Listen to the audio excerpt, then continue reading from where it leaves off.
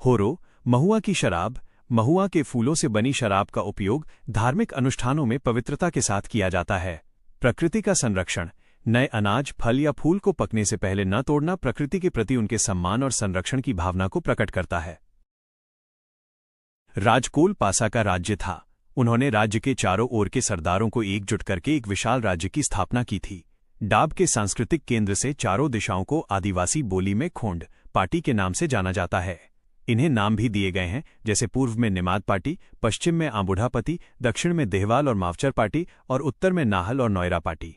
इस दाब मंडल में टुडो मोडवी, पेचारो पुंजारा, हेंगलोगुन्यो जैसे जानकार लोग थे।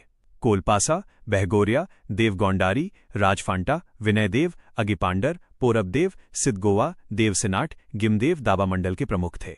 राजफंटा और विनयदेव के राजगुरु वैदुविलाट और अंबुदापति के प्रमुख राजतरहमहल, राजफंटा की मां उमरावानु राज्य मामले में सलाह देती थीं। डाब के राज कोलपासा निमाड़पति के प्रमुख कुंडुराना, देवकुंबय, रेलक बड्या, अंबुदापति के प्रमुख तरहा महल, देवविलाट, गज गाजणगोटा, देहवाल और मावचरपति के प्रमुख देव निमजी, नोयरपति के सिद्धगोवा, देववोटा हैं। ये चारों पार्टी प्रमुख साल में एक बड़ी बैठक कोलडाब में करते थे। इस बैठक को मोल्होबाई सभा कहा जाता था। मोल्होबाई सभा में चारों दलों के नेता अपने अपने लोगों के हित में महत्वपूर्ण निर्णय लेते थे। इसमें बहगोरिया को डाब का प्रमुख और राज सिद्धगोवा को वसूली प्रमुख नियुक्त किया गया था। राजपंथ और विनयदेव सभी प्रमुख पंचायतों में बहुत शक्तिशाली और बुद्धिमान थे और उन्हें संपूर्ण दाब बोर्ड की निगरानी और सुरक्षा का कार्य सौंपा गया था। कोलदाब।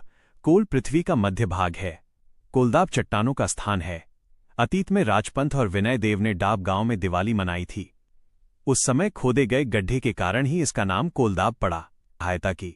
राजपंथ की 9 रानियां थीं: देवरूपन, देवकाटन, देवमुरखू, देवकुपाल, मांडवाराही, हेलीवोडल, अगिपांडर, फुलमोगरा पिछली 8 रानियां थीं। देवमोगरा का जन्म हेलोडाब में रिलैंकेला देवी और पंग्यावंजी के घर में हुआ था। देवमोगरा के मोगीपेंड्री, आगिपांडर, कानी, अनहोरी देव, निस्बाक्सब देव, कुटियाटिया थुटी, उरातिन पुर्ती देवी भाई बहन थे। जब देवमोगरा यौवन अवस्था में पहुंची तो राजपंथ ने उनसे विवाह का प्रस्ताव रखा, लेकिन राजपंथ की पहले से ही 8 रानियां थीं। वे देवमोगरा की सुंदरता पर मोहित हो गए और उनसे विवाह करना चाहते थे।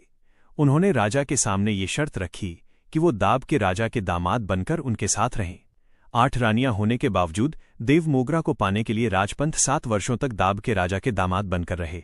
7 वर्ष की सेवा पूरी करने के बाद दोनों ने घनीकुंठ में रह